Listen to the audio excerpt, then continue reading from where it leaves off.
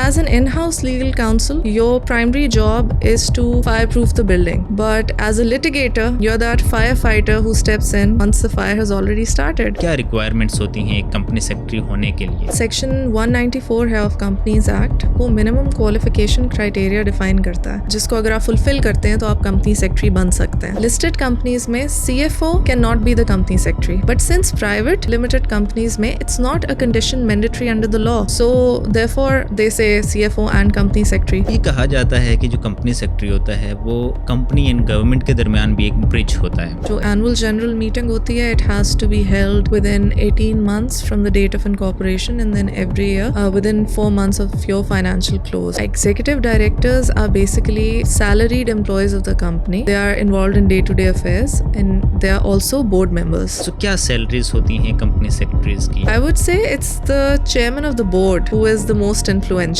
Why? Because chairman of the board exercises a lot of influence over the board, and the board has the power to remove the CEO. Document कितना important था वो तब पता लगता है जब वो कोर्ट में डिस्कस हो रहा होता है. जब तक वो कोर्ट में नहीं जाता उसकी एज सच इतनी कोई वर्थ वैल्यू नहीं होती.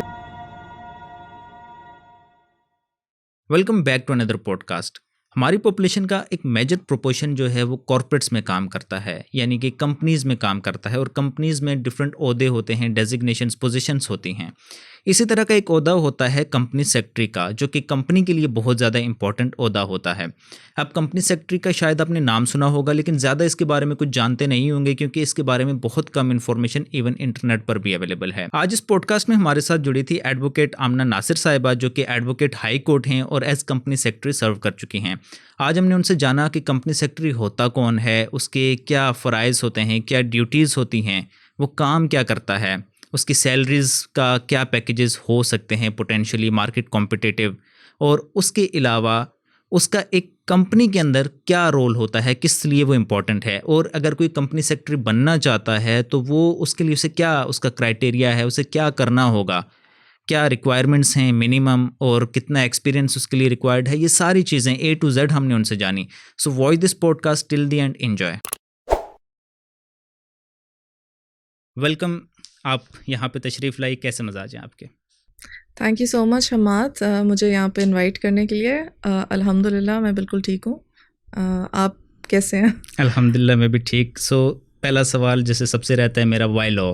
आप लॉ की तरफ ही क्यों आई? बहुत सारी और फील्ड्स होती हैं, और ख़ासकर जो ख़वातीन होती हैं उनका तो पहला ड्रीम होता है डॉक्टर बनना. So why law? That's an interesting question. मुझे लगता है मुझे इस शोबे की अहमियत का अंदाज़ा बहुत जल्दी हो गया था अपनी लाइफ में. I guess I was 2 months into my law degree that I realized that this is one profession which has its roots in all other professions. आप कोई भी प्रोफेशन उठा के देख लें, medical sciences, engineering, marketing, business, B it any profession, law acts as a scaffolding which not only holds that profession in check but also brings balance to a society. Let's say अगर law ना होता तो doctors would be acting as butchers. किसी की भी kidney निकाल के किसी को लगा देते. Organ trafficking would be legal. So law, when there is no law, there's chaos. So it legitimizes all the other professions. So I had come to this realization that this profession is not going out of demand and it's not going to lose its relevance. एक तो ये reason थी. दूसरा reason ये था that I'm someone who loses interest if I have to do monotonous या repetitive work. और मुझे लगता है कि हमारे शोबे की सबसे खूबसूरत बात ये है that every day there's a new challenge. People come to you in distress, hoping you would solve their problems. And once you do that, it gives you immense fulfillment and a sense of profound achievement. So I really like that. Third, I think reason could be that it's in my genes, because मेरे जो दोनों मामू हैं और मेरे नाना वो इसी शोबे से वाबस्ता थे. तो somewhere maybe that's the reason. So why in-house? Law में भी बहुत सारे फील्ड्स हैं, इन हाउस भी है, लिटिगेशन भी है. अक्सर जब हम लॉ स्कूल में अपना एडमिशन लेते हैं तो ड्रीम हमारा यही होता है कि हम 1 मिनट जैसा मैं आपको बताता हूँ इस तरह की बातें करें. जैसे हम फिल्मों में देखते हैं, जी। तो आप लिटिगेशन की तरफ क्यों नहीं गई, या कभी आपने जाने का सोचा, या आपका कोई एक्सपीरियंस है इन हाउस क्यों? Actually, I have not ruled out that possibility. I think मेरा अगर कभी litigation का इरादा बनेगा तो I will go back and litigate. But in-house में currently I enjoy this. And I also want to say that I think both roles are equally important. हम एक रोल की अहमियत को कम नहीं समझ सकते या कर सकते, because as an in house legal counsel your primary job is to fireproof the building. Specially अगर मैं एक कॉर्पोरेट सेक्टर की बात करूँ तो you are basically fireproofing the building, ensuring that your contracts are so solid that you don't have to get to that point of litigation. But as a litigator, you're that firefighter who steps in once the fire has already started. So दोनों cases में one is preventive, I think, in nature, and the other is remedial or curative. But both are equally important. Currently, I think a 9 to 5 for somebody who has family and kids, I think that's a preference. So, but otherwise, I'm equally open to becoming a में 9 to litigation. 5 तो not possible. Yeah, मुझे I नहीं know. पता कि कभी मैं 5 Crazy बजे घर hours गया होते हैं. So, obviously, but I think कि उसमें एक आपको एक थ्रिल भी होता है, इंटरेस्ट भी आपका बरकरार रहता है, क्योंकि आप अगर 9-10 बजे तक सुबह से लेके काम कर रहे हैं तो ऑब्वियसली वो सिर्फ इसलिए नहीं कि वो काम है, उसमें आपको इंटरेस्ट होगा तभी आप कर पाएंगे. ऑन द अदर हैंड अगर मुझ जैसा कोई शख्स है तो वो 9 to 5 में आई गेट बोर. में वही बात, रिपीटेटिव चीज़ें हैं. आप 9 बजे गए, 5 बजे बस घड़ी को आपने देखा और आप उठ गए. अच्छा, ये मिसकंसेप्शन है. When you are working as an in house legal counsel ऐसा बिल्कुल नहीं होता कि आप 9 बजे गए. हाँ, ये ज़रूर होता है कि 7 कब बजे 6 कब बजे आपको पता नहीं लगता, लेकिन ऐसा नहीं है कि आपके आगे चैलेंजेस नहीं होते, because you are overseeing all the litigation cases that a company is involved in as well. So वहाँ पे आप you're the person strategizing. आप spearhead कर रहे होते हैं उस litigation को. Yes, the case in the courtroom is contested by your approved lawyer, but उसके पीछे जो भी strategize कर रही होती है टीम, उसमें उस टीम को आप lead कर रहे होते हैं.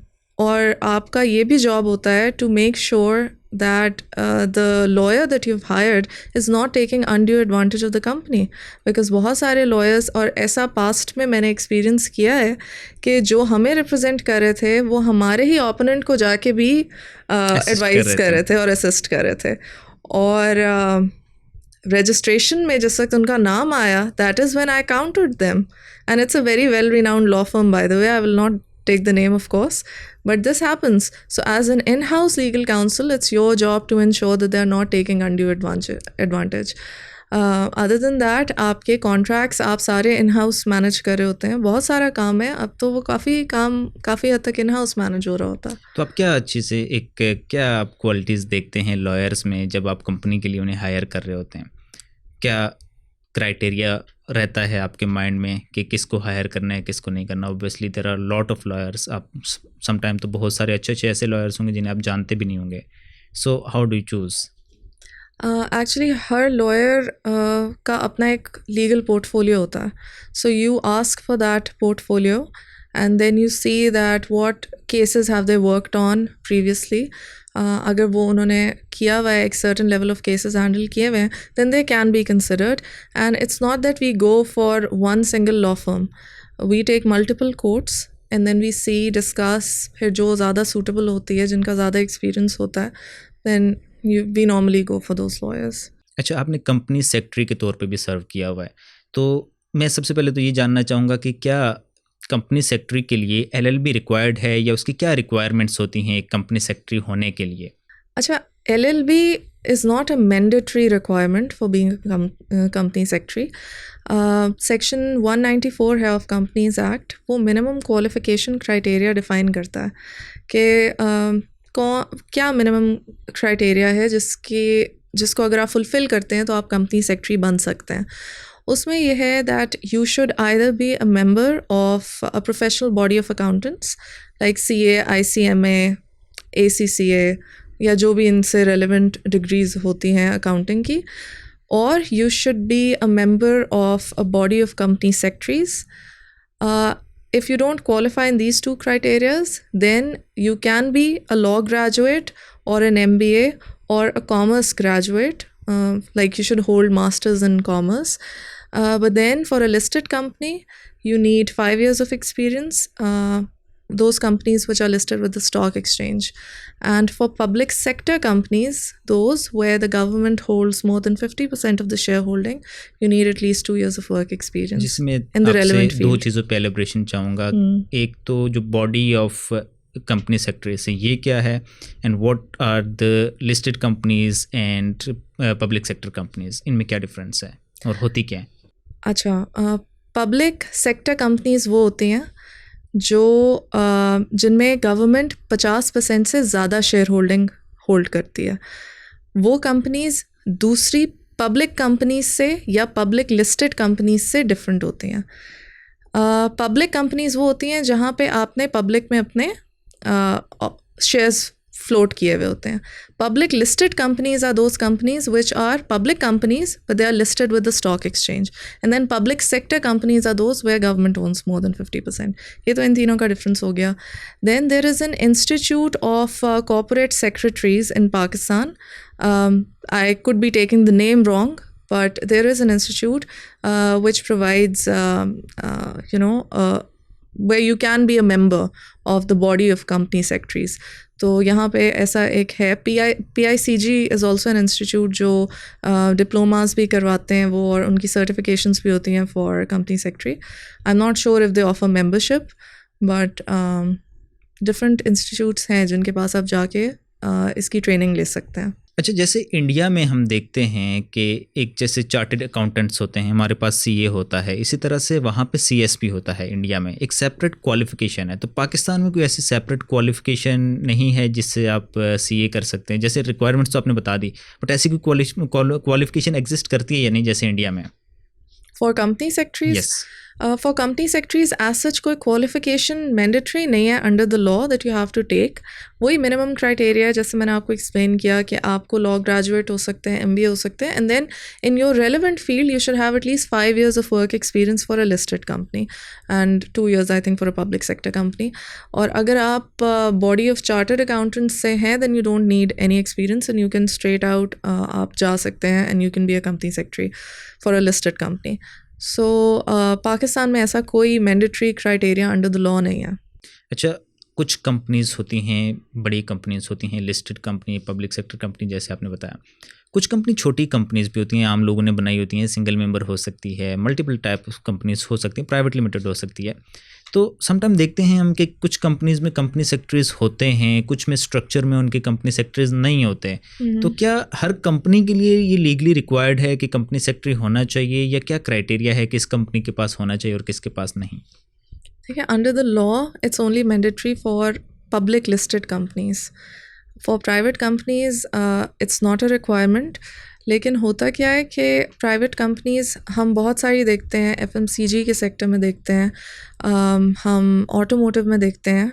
Let's take automotive for example. When the company starts its business and it's at project stage, तो प्रोजेक्ट स्टेज पे ही बिलियंस की इन्वेस्टमेंट हो रही होती है. Why? Because they are selling a premium product. उनकी एक एक प्रोडक्ट बहुत एक्सपेंसिव है. सो जब आप उसकी असेंबली लाइन सेटअप कर रहे होंगे तो आपको you need injection of funds. And companies generally, when they start off, they seek like funding. That funding could be from banks, financial institutes. तो अब उनको भी अपने statutory returns फाइल करने हैं, चाहे वो प्राइवेट लिमिटेड हो, और B, चाहे वो प्राइवेट लिमिटेड हो, lenders at times आपसे मांग रहे होते हैं because they don't directly go for public offerings. At later stages आप किसी भी ऑटोमोटिव कंपनी को उठा के देख लें, वो पब्लिक लिस्टेड होगी, बट वो उस स्टेज पे जाके पब्लिक लिस्टेड होगी जहाँ वो बहुत फ्लरिश कर चुकी है ऑलरेडी, उसका नाम है. प्रोजेक्ट स्टेज पे they are normally private limited, but they do need a company secretary. Why? Because they want their processes to be streamlined so that tomorrow when they change their status to public limited, उनकी सारी statutory filings हुई हुई हों, proper उनके पास records maintained हों, and it's easier for them for a streamlined process flow. They normally have company secretaries. अब आपकी उस बात पर आ जाते हैं कि कुछ कंपनीज में नहीं देखा जाता कंपनी सेक्रेटरी, तो वो यूजुअली प्राइवेट लिमिटेड या सिंगल मेंबर कंपनीज होती हैं, but they are very small in size. Statutory returns उन्हें भी फाइल करने होते हैं, बट वो फिर कोई ना कोई आपके कंपनी में से could be your CFO, could be your head of finance or any concerned person, वो आपके statutory returns file कर देते हैं. But in larger enterprises whose status is of private limited, they mostly do hire company secretaries, but it's a dual role. जैसे आपने देखा होगा CFO and company secretary होते हैं, या head of legal and company secretary होते हैं, manager legal and company secretary होते हैं. तो इसीलिए आप 2 रोल्स मैनेज कर रहे होते हैं, but they do require company इसमें एक सेक्रेटरीज. इंटरेस्टिंग चीज़ है, जो प्रोविज़न मैंने पढ़ी थी वहाँ पे ये मैंडेटरी है और स्पेसिफिकली लिखा गया है कि एक सेपरेट पोजीशन होनी चाहिए, नॉट कि आप किसी को मिंगल करके और किसी दूसरे कोई कंपनी सेक्रेटरी के रोल दे रहे हैं. आपने बिल्कुल सही पढ़ा है, but that's a condition for listed companies. Exactly. Listed companies में CFO can not be the company secretary, but since private limited companies में it's not a condition mandatory under the law, so therefore they say CFO and company secretary, because आपने कभी private limited में at least मैंने नहीं देखा कि company secretary की अलग से पोजीशन हो. यूजुअली ड्यूअल आपका रोल होता है. वो इसीलिए होता है क्योंकि लॉ में अभी तक रिक्वायरमेंट नहीं है कि प्राइवेट लिमिटेड को भी कंपनी सेक्रेटरी रखना है, but for listed companies it's a mandatory requirement that you should have a separate company secretary who should not be the CFO of the company. अच्छा, मैंने बहुत सारे लोगों की लिंक्डइन वगैरह पे प्रोफाइल्स अगर देखते हैं तो उन्होंने लिखा होता है head of legal and company secretary. So is it right thing to do कि यह गलत है? नहीं, वो सही है, क्योंकि आपने जहाँ पे पढ़ा होगा ना वो होगा कि CFO and company secretary should be 2 separate positions. Why? Because you can be the head of legal. आपकी की मैनेजमेंट पोजीशंस होती हैं कुछ कंपनी की, ठीक है, स्पेशली फॉर लिस्टेड कंपनीज. उसमें आपके CFO आ जाते हैं, CEO. Legal advisor is also one of them. Legal advisor, but normally your legal advisor is not the same as your head of legal. Head of legal is like an internal position, and your legal advisor is normally somebody who's outsourced. जैसे आपका एक internal auditor होता है और फिर आपने एक auditor outsource किया हुआ होता है, ठीक है, जो आपकी पूरी audit reports को बनाते हैं. तो it's the same thing, if you know what I mean, that your legal advisor normally is separate from your in-house legal person, head of legal. अच्छा, आपकी जो सारी बात है उससे मैं ये समझ पाया हूँ कि जिन कंपनियों का काम ज़्यादा स्ट्रीमलाइन है, बड़ा काम है, जिनके पास वो चाहे प्राइवेट हैं, सिंगल मेंबर हैं या कोई भी, नॉर्मली उनके पास होते हैं कंपनी सेक्रेटरीज, बट जिनका इतना स्ट्रीमलाइन काम नहीं है, छोटे लेवल का काम है, तो उनके पास नहीं होता. ऐसा ही है? बिल्कुल, मतलब वो प्रेफर करते हैं रखना, जिनका जो बड़ी कंपनीज होती हैं वो प्रेफर करती हैं regardless of what their legal status is, could be private limited और नॉट, बट वो प्रेफर करती हैं कि उनके पास कंपनी सेक्रेटरीज हों. अच्छा, कंपनी सेक्रेटरी का फंक्शन क्या होता है? क्या ऐसे फंक्शंस हैं जो एक कंपनी सेक्रेटरी अपने रूटीन में परफॉर्म कर रहा होता है? बहुत सारे फंक्शंस हैं. स्पेशली आपकी जितने बोर्ड अप्रूवल्स हैं वो आपके कंपनी सेक्रेटरी लेते हैं. Then if there are any related party transactions, तो उसके लिए भी आपके कंपनी सेक्रेटरी की रिस्पॉन्सिबिलिटी है that they should take the board approvals. Then they are the concerned person who would convene board meetings and your AGMs for listed companies. तो for listed companies तो requirement है कि आपको annual general meeting conduct करनी है within 18 months of the date of incorporation और 4 months from the close of financial year. इसी तरह आपकी जो बोर्ड मीटिंग्स हैं वो आपको every quarter for listed companies you have to conduct those board meetings. उसके लिए आप पूरा एक बोर्ड पैक बनाते हैं. You have to make a presentation in which you mention के एजेंडा क्या है. पहले आप सबसे पहले डेट की परमिशन लेते हैं बोर्ड से कि you check the availability for board meeting. 7 days ahead of the meeting you have to send the agenda and a notice to the board, and for AGM 21 days before the meeting. और AGM में आपको उसको एक English and Urdu newspaper में भी शाये करवाना ज़रूरी, publish करना होता है. तो उसमें आपका सारा एजेंडा मेंशन्ड होता है, date, time and venue of the meeting. फिर जब मीटिंग हो रही होती है तो उस मीटिंग में भी आप उसको प्रेजेंट कर रहे होते हैं. बेसिकली आप कन्वीन कर रहे होते हैं वो सारी मीटिंग. उसमें जितने आपके एजेंडा आइटम्स जो डिस्कस होने हैं, previous minutes of the meeting, कोई सर्कुलर रेजोल्यूशंस पास हुई हैं, वो सब आपको उसमें मेंशन करना होता है. तो मीटिंग से रेलेवेंट ये है, फिर आपकी कुछ एक्सटर्नल कंप्लाइंसेस भी होती हैं with SECP and Pakistan stock exchange, तो for listed companies of course, and for unlisted companies आपकी SECP के साथ होती हैं, तो आपके स्टैट्यूटरी रिटर्न्स फाइल करना, और जितने मेजर चेंजेस हैं अगर आपकी कंपनी में, आपका ऑथराइज कैपिटल इंक्रीज़ हो रहा है, आप ज़्यादा या आप जो हैं वो ज़्यादा शेयर्स अलॉट कर रहे हैं, न्यू शेयर्स अलॉट कर रहे हैं, you have to inform SECP for that. इसी तरह आपकी कंपनी एक नई सब्सिडरी खोलने जा रही है, तो you have to inform Pakistan stock exchange. आपके कोई स्ट्रक्चरल चेंजेस आ रहे हैं, if you're a public listed company and you're entering into a JV, then you have to inform Pakistan stock exchange. तो उनके साथ जितनी आपकी कॉरेस्पॉन्डेंस होती है वो भी आपका कंपनी सेक्रेटरी कर रहा होता है। अच्छा, then they also advise the board. Sorry, AGMs का आपने जिक्र किया, तो हम फिल्मों में देखते हैं कि उनमें हमेशा फड्डे होते हैं, तो ऐसा रियलिटी में भी होता है या नहीं? देखें, डिस्कशंस होती हैं AGMs में, और आई थिंक दैट्स वेरी कुछ शेयर नॉर्मल। होल्डर्स मिलके इकट्ठे हो गए, लॉबिंग करके एक तरफ आ गए। मैंने ऐसा कभी देखा नहीं है लेकिन आई थिंक अगर बहुत बड़ी कोई पब्लिक सेक्टर कंपनी है, पब्लिक लिस्टेड कंपनी है, तो उसमें ऐसा होता नहीं है नॉर्मली जनरली। सो लेकिन हो सकता है, मैंने एक्सपीरियंस ना किया हो, ऐसा होता भी हो। अच्छा, ये कहा जाता है कि जो कंपनी सेक्रेटरी होता है वो कंपनी एंड गवर्नमेंट के दरमियान भी एक ब्रिज होता है, तो इस बात से आप एग्री करती हैं या नहीं? बिल्कुल ब्रिज होता है कंपनी के दरमियान, कंपनी के इंटरनल डिपार्टमेंट्स के दरमियान, बोर्ड के दरमियान, और कंपनी की मैनेजमेंट के दरमियान, और कंपनी के शेयर होल्डर्स के दरमियान। इन सब के दरमियान में जो एक ब्रिज होता है वो कंपनी सेक्रेटरी होता है। So I completely agree with this. अच्छा, आपसे मैं ये पूछना चाहूँगा, जब आप कंपनी सेक्रेटरी किस तौर पे सर्व कर रही थी, तो आपका पूरा दिन किस तरह से शेड्यूल्ड होता था? लाइक आप ऑफिस में इंटर हुई, उसके बाद आपने क्या क्या आपकी रिस्पॉन्सिबिलिटीज़ होती, क्या फंक्शंस आपने परफॉर्म करने होते थे डेली बेसिस पे? देखिए, कंपनी सेक्रेटरी का काम ऐसा है कि आपको डेली बेसिस पे तो लीगल का काम आई थिंक ज़्यादा होता है as oppose to company secretarial work. लेकिन इसमें ये होता है कि आप सुबह जाएंगे, आप अपना लैपटॉप खोलेंगे, it will be flooded with emails, because I was also looking after legal. So उसमें काफ़ी सारी चीज़ें ओवरलैप करती हैं। जैसे अगर लेट्स से कंपनी में कोई मेजर स्ट्रक्चरल चेंज हो रहा है, तो आपकी कंपनी सेक्रेटेरियल ड्यूटीज़ तो हैं ही, साथ में आपकी लीगल की भी बहुत सारी ड्यूटीज़ आ जाती हैं।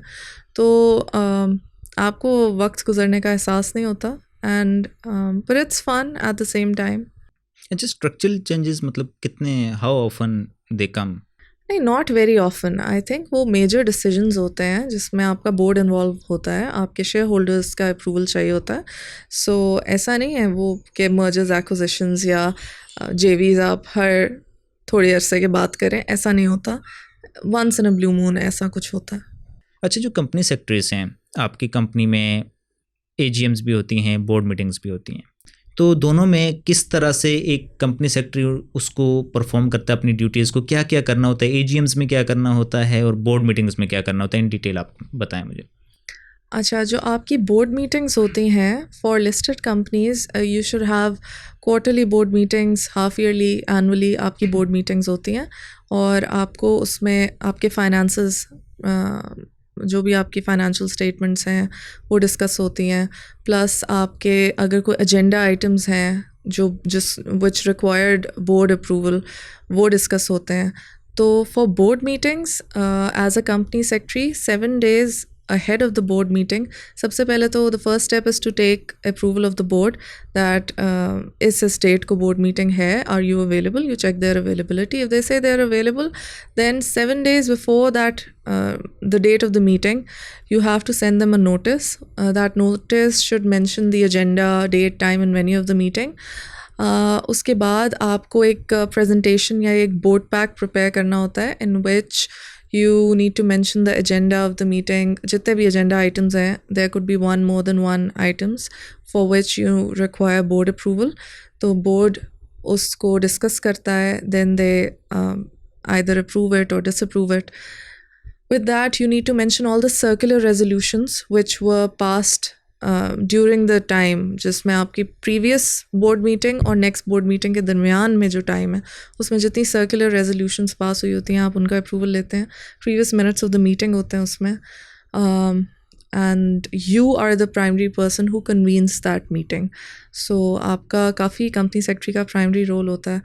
और AGMs में जो एनुअल जनरल मीटिंग होती है, it has to be held within 18 months from the date of incorporation and then every year within 4 months of your financial close. जैसे अगर आपका June 30th को financial close है तो somewhere in October I think आपको 120 days बनते हैं, उसके अंदर आपको AGM conduct करनी होती है. So उसमें भी आप इसी तरह similar you make a presentation, and but the only difference is that you have to send that notice 21 days before to the members and the board, and it has to be published in one English and one Urdu newspaper. So mentioning the same items, agenda, date, time, venue, तो notice भेजना होता है, plus फिर आप इसी तरह convene करते हैं वो मीटिंग भी. अच्छा, मिनट्स ऑफ मीटिंग पे समटाइम हम बड़े मीम्स देख रहे होते हैं कि कोई नया बंदा आया जिसको बोर्ड ने कहा कि मिनट्स कौन रिकॉर्ड करेगा, तो एक कोई नया इंटर्न होता है वो कहता है मैं, एंड वो सिर्फ उसका टाइम रिकॉर्ड करके आ जाते हैं कि कितने मिनट की मीटिंग हुई.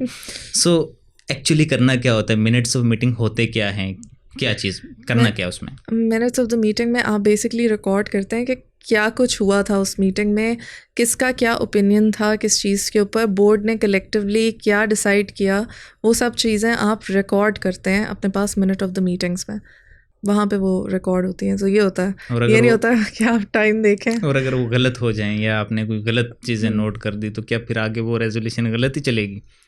नहीं, तो आप वो गलत रेजोल्यूशन क्यों बनाएंगे? लाइक आपको as a company secretary you have to be vigilant, आपको पता होना चाहिए, and you take notes and then you make minutes of the meeting of course, लेकिन आपको ये भी पता होना चाहिए कि आपने बोर्ड रेजोल्यूशंस किस एजेंडा आइटम पे पास किए हैं. यानी हर एक डायरेक्टर का आपने लिखना होता है कि उसने क्या बात जी, की. अगर लेट्स से कि आपके बोर्ड में 7 डायरेक्टर्स हैं और उनमें से मेजॉरिटी ने इवन दो उसको रैटिफाई कर दिया है, but there were 2 directors who had a dissenting opinion, so you have to note that dissenting opinion down कि इस डायरेक्टर ने ये कहा था जो बाकी डायरेक्टर्स की बात से मैच नहीं करता था. हो सकता है उससे एग्री ना करें, तो आपको सारा कुछ मिनट्स ऑफ द मीटिंग में रिकॉर्ड करना होता है. अच्छा, जब मीटिंग्स होती हैं तो ये तो रिकॉर्ड हो रहे हैं, लिखा जा रहा है, ठीक है, डिपेंडिंग ऑन कंपनी सेक्रेटरी के वो किस तरह से उनको रिकॉर्ड करते हैं. क्या वॉइस रिकॉर्डर या इस तरह की कुछ चीज़ें होती हैं कि सारी चीज़ रिकॉर्ड कर ली जाए, फ़ायदा हो जाएगा, इस तरह की चीज़ें होती हैं? नॉर्मली रिकॉर्डेड होती हैं, जैसे एटलीस्ट मेरा जितना एक्सपीरियंस रहा है उसमें रिकॉर्डेड होती हैं.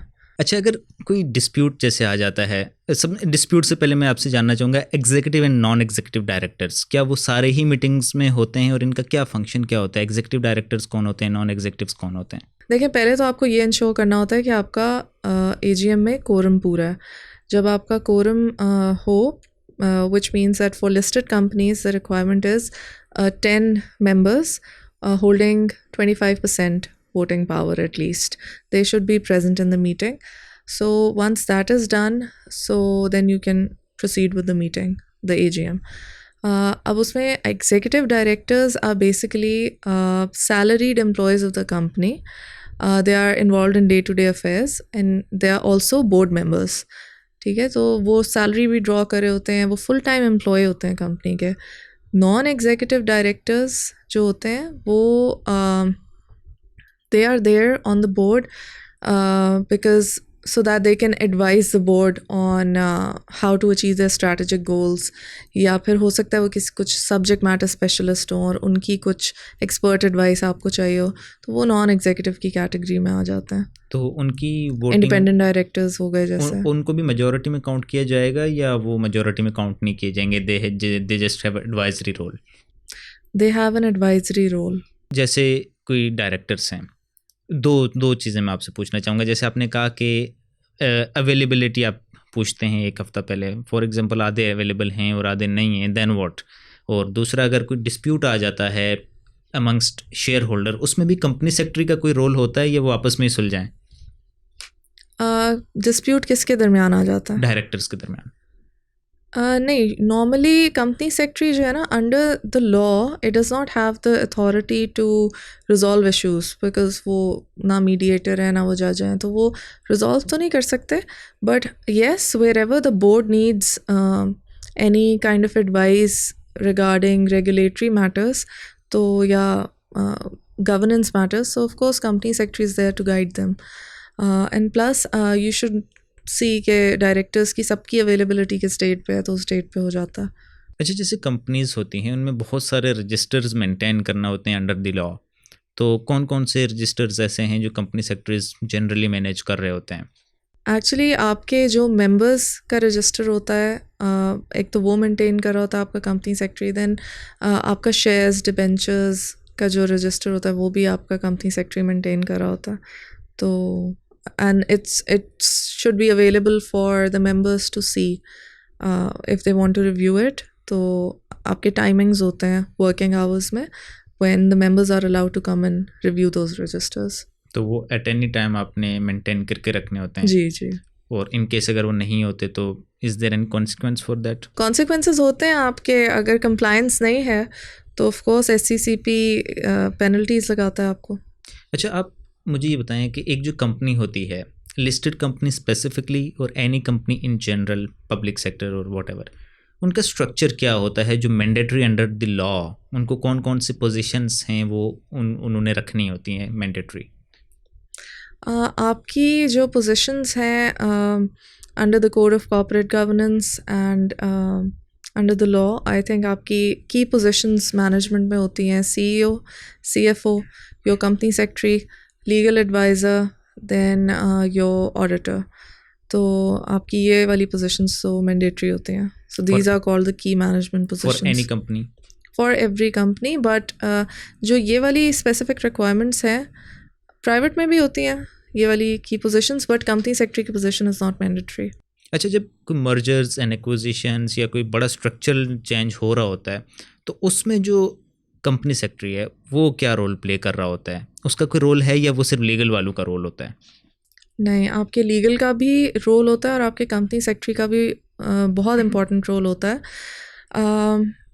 In mergers and acquisitions, of course, your company secretary has to, they play a very important role in the due diligence process. उनको देखना होता है कि प्रीवियस जितनी स्टैट्यूटरी फाइलिंग्स हैं वो प्रॉपरली हुई हुई हैं या नहीं हुई हुई, क्योंकि आप maybe you're acquiring another company, maybe you're merging with another company. Then if there are any changes in the shareholding, तो उसमें भी आपके कंपनी सेक्रेटरी का एक बहुत इम्पॉर्टेंट रोल इस तरह से होता है that let's say company A wants to introduce a new shareholder. So for that, the company secretary will first have to see whether the authorized share capital is enough to for the company to issue new shares. Agar to authorized enough nahi hai, so the company secretary is going to go to the board and take approval to increase the authorized share capital. Jab aapka authorized share capital increase ho gaya, you will be issuing new shares. अब वो आप किस value पे share issue कर रहे हैं, उसकी total number of shares और टोटल वैल्यू ऑफ़ शेयर्स कितनी बनेगी कंपनी की, ये सारी डिटेल्स आपका जो बोर्ड रेजोल्यूशन है उसमें आपको मेंशन करनी होती है. And then you have to present it to the board. जब बोर्ड अप्रूवल दे देता है कि जी आप इतने शेयर्स इशू कर दें, then the new shares first they have to be offered to the existing shareholders in proportion to their shareholding. Once they renunciate, and it's a prior understanding between the shareholders normally. Private limited के case में तो ऐसे ही होता है. Public limited अगर बहुत बड़ी है तो उसमें शायद ये प्रोसेस इस तरह नहीं हो. आई थिंक ये आर्टिकल ऑफ एसोसिएशन पे भी डिपेंड करता है कि what is the procedure in article of association. Article of association में भी आर्टिकल्स पे भी डिपेंड करता है, बट जो भी आप नए शेयर्स इशू कर रहे हैं ना, you have to first issue them to the existing shareholders. So existing, once they renunciate, then those new shares are offered to the incoming shareholder of the target company. फिर वो incoming को offer किए जाते हैं और उस पे जो offer letters होते हैं, decline letters, then new shareholder के acceptance letters, all of that drafting is done by the company secretary. उसके बाद फिर आपको ये सारी जब आप process complete कर लेते हैं, injection of funds इस सब के बाद होता है. ठीक है, जो बैक एंड के ऊपर आपकी कंपनी में फंड्स आ रहे हैं अगेंस्ट दोज न्यू शेयर्स, वो सब इसके बाद होता है। और फिर आपको साथ ही साथ फॉर्म 3 फाइल करना होता है with SECP and later on if required form 12। सो मतलब ये सारा प्रोसेस आपका कंपनी सेक्रेटरी कर रहा होता है उस वक्त। तो कंपनी सेक्रेटरी का इसमें बड़ा इंपॉर्टेंट रोल है। लीगल का रोल कहाँ आ जाता है कि जो भी इसके रेलिवेंट एग्रीमेंट्स हैं, your legal counsel has to draft those agreements and then आपके लीगल काउंसिल को अगर कोई लेट्स से कोई JV हो रहा है, जॉइंट वेंचर एग्रीमेंट हो रहा है, so you have to take Competition Commission of Pakistan's approval for mergers, acquisitions and joint ventures। तो आपके लीगल पर्सन को फिर CCP से अप्रूवल भी लेना पड़ता है। अच्छा, ये सारी इंटरनल और कुछ हद तक एक्सटर्नल भी चीज़ें हमने कवर कर दी कि क्या क्या रिक्वायरमेंट होती हैं, बट मैं स्पेसिफिकली जानना चाहूँगा, जैसे आपने बहुत सारे फॉर्म्स का जिक्र किया, यहाँ पे फॉर्म A है, 29 है, form C, I don't know कौन कौन से फॉर्म्स हैं, काफ़ी सारे फॉर्म्स होते हैं। तो ये फॉर्म्स, इसमें कंपनी सेक्रेटरी कौन कौन सी चीज़ें जो हैं वो SCCP के साथ स्पेसिफिकली कर रहा होता है, और कौन कौन से हमारे पास इंपॉर्टेंट फॉर्म्स होते हैं? देखिए, आपके स्टैट्यूटरी रिटर्न्स जिसमें फॉर्म A, फॉर्म 29 है, वो सब कंपनीज़ को फ़ाइल करना होता है। तो ये तो आपके सबसे जिनका शेयर कैपिटल है वो फॉर्म A फ़ाइल करते हैं, जिनका शेयर कैपिटल नहीं है वो नॉर्मली फॉर्म B फ़ाइल करते हैं। So what is form A, D, 29? थोड़ा थोड़ा मैं जानना अच्छा, चाहूँगा। इसमें बस आपको डिटेल्स बतानी होती हैं कि आपकी कंपनी की करंट पोजीशन क्या है, कोई चेंजेस तो नहीं है आपकी की पोजीशंस में, आपके ऑडिटर चेंज हुए हैं, आपके CEO, डायरेक्टर्स, कंपनी सेक्रेटरी, इन पोजीशंस में कोई चेंज तो नहीं है, तो आपको वो बताना होता है। फिर हर मतलब there is a whole list of forms and all of those forms have to be filed with the security and exchange commission of Pakistan. जिसमें आपका चेंज ऑफ एड्रेस हो रहा है तो उसका फॉर्म अलग है, आपका कोई शेयर कैपिटल इंक्रीज़ हो रहा है तो उसका फॉर्म अलग है। तो हर जो भी आपकी कंपनी की डेवलपमेंट है ना, not every development but what ever is required by the SCCP, उन्होंने वो फॉर्म अपनी वेबसाइट पे दिए हुए हैं और उनके नीचे उनकी रीज़निंग भी दी हुई है कि भाई इस फॉर्म में आपको, अगर आप ये कर रहे हैं कंपनी में तो आपको ये फॉर्म फाइल करना है। तो वही उसी हिसाब से वो सारे फॉर्म्स गिवन है उनकी वेबसाइट अच्छा, पर। व्यूअर्स के लिए मैं ये भी बता दूं कि फॉर्म्स बेसिकली होते क्या हैं। जैसे कोई लॉ की प्रोविज़न है, उसमें एक कोई स्पेसिफिक इन्फॉर्मेशन आपसे मांग ली गई है, तो उसके बाद जो है SCCP उसका एक फॉर्म भी अटैच कर देती है एक अपने जो शेड्यूल्स में, कि इस फॉर्म के तहत हमें ये चीज़ चाहिए। तो these are those forms basically. अच्छा, नेक्स्ट एस्पिरेंट्स के लिए मेरा क्वेश्चन है, जो कि कंपनी सेक्रेटरी लोग बनना चाहते हैं, क्योंकि बनने से पहले सबके जहन में ये सवाल होता है, how powerful is this position? कितनी पावरफुल है ये कंपनी सेक्रेटरी की post in a company?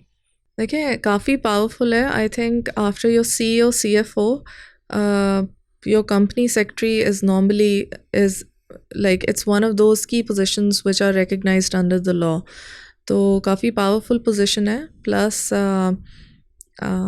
I think जो भी एस्पायरेंट्स हैं उनको आना चाहिए इस फील्ड में। अच्छी फील्ड है, अच्छी है, आप बिल्कुल सजेस्ट करेंगे? बिल्कुल सजेस्ट करूँगी।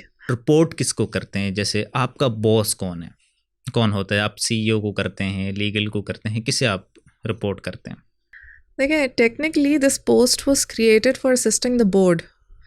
सो आपको हमेशा आपकी रिपोर्टिंग डायरेक्टर्स को तो होनी चाहिए, उसके साथ इन अ डॉटेड लाइन और otherwise you can report to the CFO, the head of legal, whatever आप रिपोर्टिंग कर सकते हैं। It should be CFO, like your reporting should be to the CFO and directors, CEO and directors. किसी को भी हो सकती है लेकिन डायरेक्टर्स को होनी चाहिए। रिक्वायरमेंट नहीं है under the law, but technically अगर आप सोचें इस बारे में तो ये पोजीशन क्रिएट ही बोर्ड की असिस्टेंस के लिए की गई है। So they should be reporting to directors. I think basically it's bridge के सबको कनेक्ट किया जाए। बिल्कुल। एक हब है जहाँ पे सारे आके मिल रहे हैं, CFO, board and other departments. Shareholders, other तो it's a departments. Bridge rather than कि आप किसी को, एक शख्स को रिपोर्ट किया जा रहा हो, सारे आपके पास आएंगे, टेक्निकली आपको रिपोर्ट हो रहे हैं। बिल्कुल। और फिर आपकी रिपोर्टिंग में भी, जैसा हमने पहले डिस्कस किया था, कोई इस तरह के फ्लॉज नहीं होने चाहिए, ठीक है। So you should not just be reporting even to the CEO। I will tell you why, because board का डिसीजन, CEO ने कोई ऑपरेशनल डिसीजन लिया and maybe the board doesn't approve of that. CEO is a part of the board.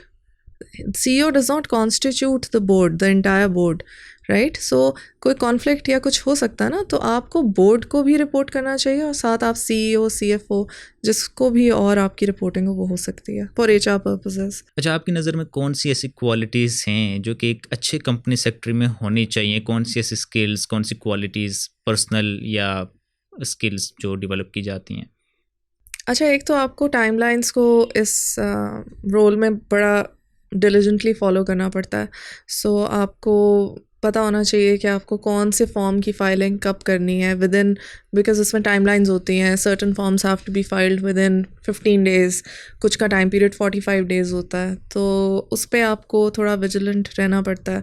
Secondly, I think since this normally comes with another job role, so you need to know how to multitask. अगर आप head of legal and company secretary हैं या CFO and company secretary हैं, you should be able to multitask so that you can juggle everything up.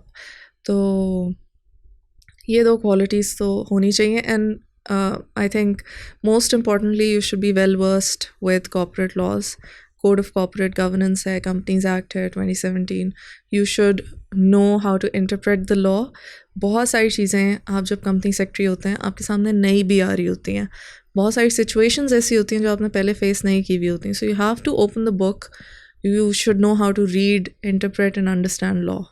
अच्छा, जैसे आपने कहा timeline manage करनी होती है, तो इसका एक इफेक्टिव तरीका तो ये हो सकता है कि आप कोई ऐसा रजिस्टर बना लें कि साल के महीनों के हिसाब से, डेट्स के हिसाब से सारी चीज़ करें. आप ऐसा कुछ करती हैं आप अपने लिए? आपको सबसे बेहतर इसका तरीका ये होता है कि आप रिमाइंडर्स सेट कर लें.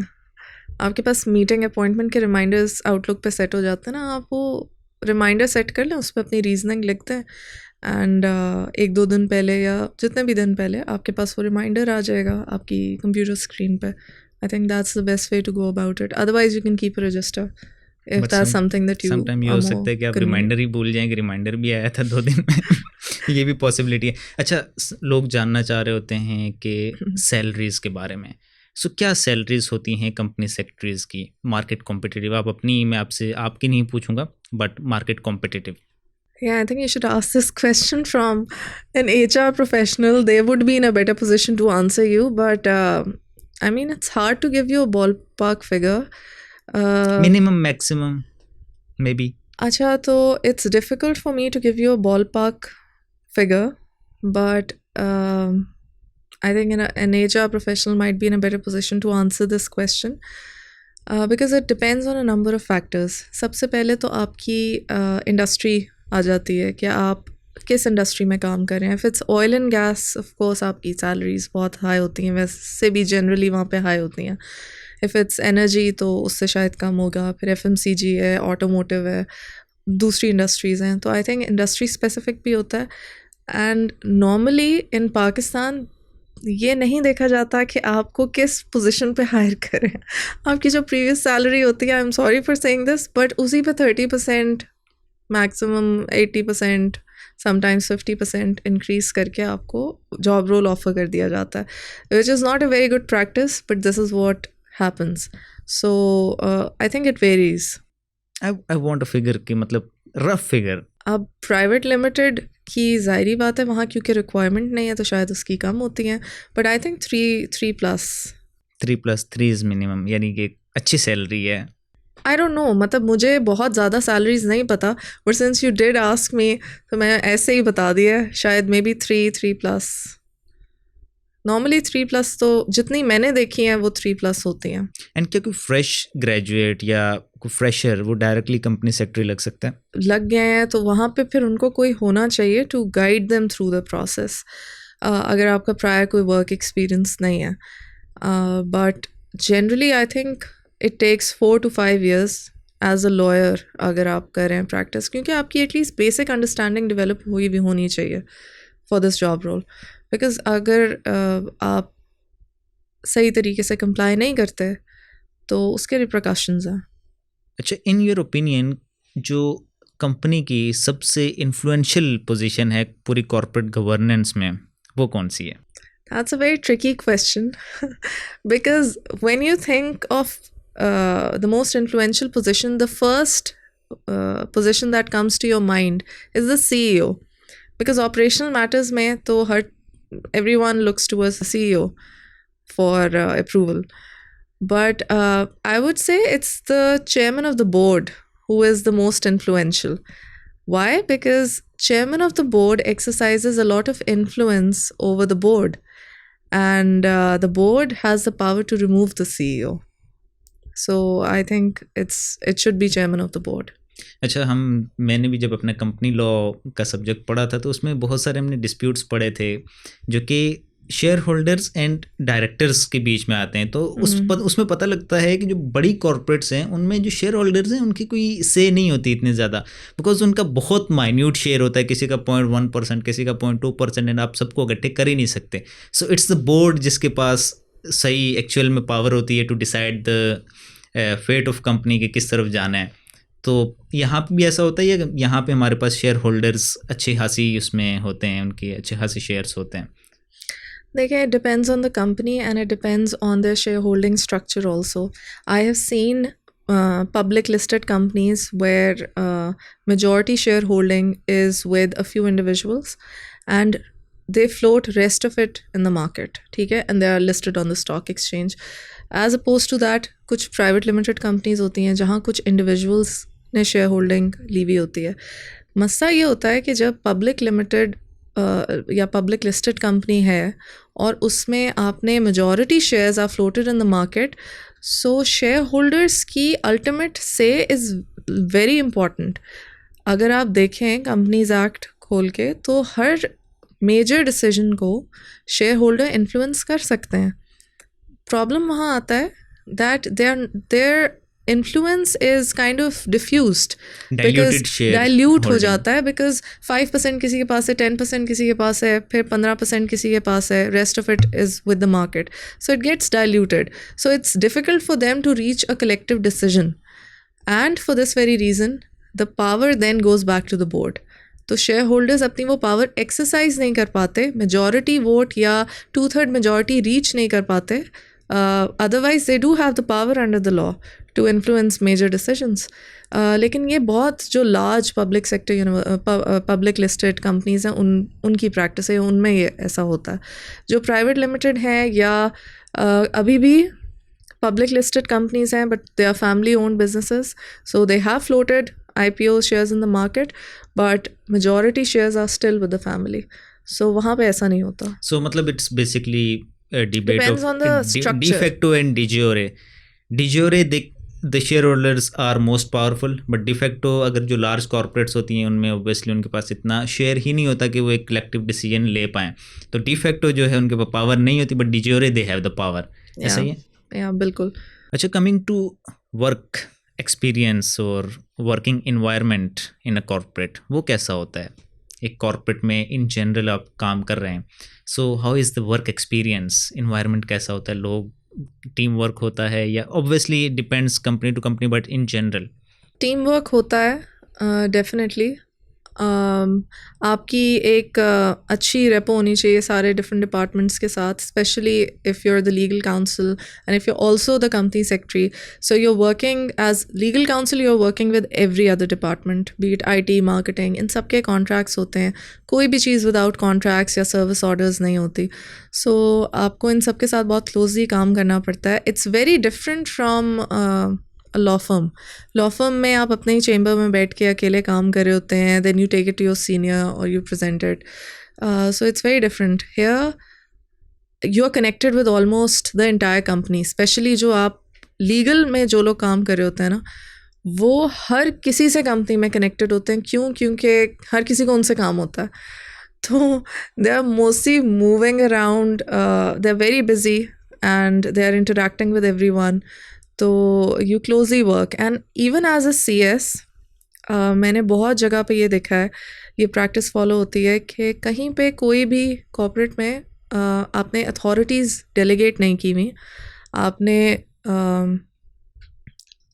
आपने अथॉरिटीज़ डिफाइन नहीं की हुई that who can sign the contract. So कोई भी, जैसे मार्केटिंग हेड हैं, they are signing their own contracts and the company secretary doesn't know about it. So जब ये वाली सिचुएशन होती है, this is at times it creates a lot of problem, because company secretary आपको closely सारे departments के साथ काम करना होता है so that they know what contracts the company is entering into.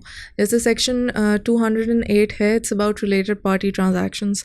Let's say कि जो मार्केटिंग हेड हैं उन्होंने कॉन्ट्रैक्ट साइन कर दिया है, कंपनी सेक्रेटरी को पता नहीं है, and that ends up being a related party transaction where आपकी जो कंपनी के डायरेक्टर हैं, he is also a director in company B, and you are either lending money to company B or you're procuring services from company B, या company B आपसे services procure कर रही है. There's a whole list of criteria. So वो अगर transaction हो रही है और आपको उस transaction का नहीं पता being the company secretary, because for every related party transaction you have to take board approval and you have to sign disclosure forms. तो लेट्स से आपकी कंपनी में कोई डिफाइंड लिमिट्स नहीं है कि कौन कितने हद तक की या कितनी वैल्यू के कॉन्ट्रैक्ट को साइन कर सकता है, and the marketing head goes on and they sign a contract and you being the company secretary don't know about it. तो इसके लिए भी पेनल्टीज़ हैं. तो आपके कंपनी सेक्रेटरी को पता होना चाहिए. इसीलिए आपने अक्सर जगहों पे देखा होगा this position is with the legal department, because legal के पास वैसे ही वो कॉन्ट्रैक्ट्स वेट होने के लिए आ रहे होते हैं, and they are very well connected with all other departments, so they know what contracts are being entered into. So अगर किसी के पास साइनिंग पावर नहीं है और वो साइन कर लेता है तो क्या वो बाइंडिंग कॉन्ट्रैक्ट होगा? For a listed company no, unfortunately.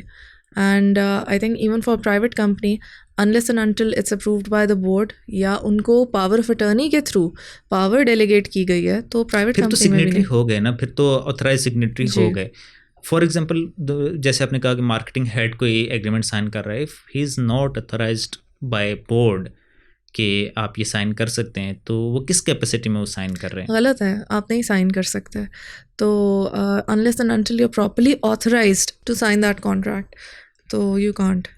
अच्छा, लेकिन ऐसा बहुत जगह होता है कि प्रॉपर पावर ऑफ अटर्नीज नहीं है, प्रॉपर ऑथराइजेशन नहीं है, लेकिन लोग कर रहे होते हैं. तो this is something that your legal council should keep an I on. They do deliberately या उनको पता ही नहीं होता? काफ़ी लोगों को पता ही नहीं होता. जैसे HR वाले अपने कॉन्ट्रैक्ट्स कर रहे होते हैं, कभी मार्केटिंग वाले कर रहे होते हैं, IT वाले कर रहे होते हैं. Even if it's something as small as an NDA, you should not be signing it, because NDAs at times can be very crucial documents. जब डॉक्यूमेंट कितना इंपॉर्टेंट था वो तब पता लगता है जब वो कोर्ट में डिस्कस हो रहा होता है. Exactly. ठीक है. सो जब तक वो कोर्ट में नहीं जाता उसकी एज सच इतनी कोई वर्थ वैल्यू नहीं होती, तो कोई भी साइन कर देता है उस वक्त casually. But this is not how it should B. सिर्फ आपके जो ऑथराइज्ड लोग हैं वही साइन करने चाहिए और उन्हीं को साइन करना चाहिए, किसी और को नहीं करना चाहिए. अच्छा, वर्क लाइफ बैलेंस कैसा होता है? Like I said, this role normally बहुत कम कंपनीज ऐसी होती हैं और नॉर्मली लिस्टेड कंपनीज होती हैं जहाँ पे ये रोल सेपरेटली दिया जाता है किसी को. Normally you know you are performing a dual responsibility. आप दो रोल्स लुक आफ्टर कर रहे होते हैं. If it's you're also looking after legal and company secretarial work, then it's extremely busy. And work life balance I think आपके organizational culture पे भी depend करता है. बहुत सारी जगहों पे आपको बहुत haphazardly approach किया जाता है. People keep sleeping over stuff and then they come to you at the 11th hour and you have to do it, right? You are left with no other choice. But then there are very good cultures also in some organisations जहाँ पे आपको time देते हैं लोग कि आप अपना काम प्रॉपर्ली कर सकें एग्जीक्यूट. वहाँ आपका वर्क लाइफ बैलेंस सही रहता है. अच्छा, मैं last question for today's podcast, and this is not related to company secretary. In general office politics कैसी होती है इन हाउस में, एंड जॉब सिक्योरिटी का क्या कोई ऐसे हमारे पास लॉज हैं जो आपकी जॉब को सिक्योर करते हैं, या कॉर्पोरेट कभी भी आपको बाहर कर सकता है? देखिए, विद अ 30-day नोटिस आपको कॉर्पोरेट कभी भी बाहर कर सकता है. आपका नोटिस पीरियड लंबा भी हो सकता है, बट मिनिमम 30 days के नोटिस पे आपको निकाला जा सकता है. ऐसा नहीं है कि नहीं निकाला जा सकता. जॉब सिक्योरिटी का जहाँ तक सवाल है, तो आई थिंक कंपनी सेक्रेटरी की जॉब काफ़ी हद तक सिक्योर्ड ही होती है. why would a company want to go through the entire process जहाँ पे आपका कंपनी सेक्रेटरी CDC में आपके सारे नाम, आपका रेजिडेंशियल एड्रेस, सारी डिटेल्स जारी होती हैं बीइंग अ कंपनी सेक्रेटरी. तो आप यानी आपकी एक तरह की रजिस्ट्रेशन होती है वहाँ पे. So why would a company want to lay you off and go through the entire process with a new person? So I think it's a very secure position. लेकिन कल्चर का जहाँ तक ताल्लुक है, I think culture normally cripples down from the top management. नीचे से आपने कभी ऊपर जाते नहीं देखा होगा कि नीचे के एम्प्लॉयज़ कल्चर सेट करें. नॉर्मली टॉप मैनेजमेंट आपका कल्चर सेट करती है. कुछ जगह अच्छा होता है, कुछ जगह इतना अच्छा नहीं होता. But I think when you are a mid career professional you should know how to deal with office politics. लेकिन ऑफिस पॉलिटिक्स आई थिंक थोड़ी बहुत तो हर जगह ही होती है. कुछ जगह वो थोड़ी ज़्यादा भी होती है. But you should know how to deal with it. Thank you so much for your time and I hope के व्यूअर्स के लिए भी ये सेशन काफ़ी इन्फॉर्मेटिव रहा होगा. अगर आपको ये सेशन पसंद आए इसे लाइक करें, दोस्तों के साथ भी शेयर करें ताकि इसी तरह के मज़ीद इन्फॉर्मेटिव सेशंस हम मज़ीद भी आप तक लाते रहें. चैनल को सब्सक्राइब करें. मिलते हैं अगली वीडियो में, तब तक के लिए अल्लाह हाफिज़.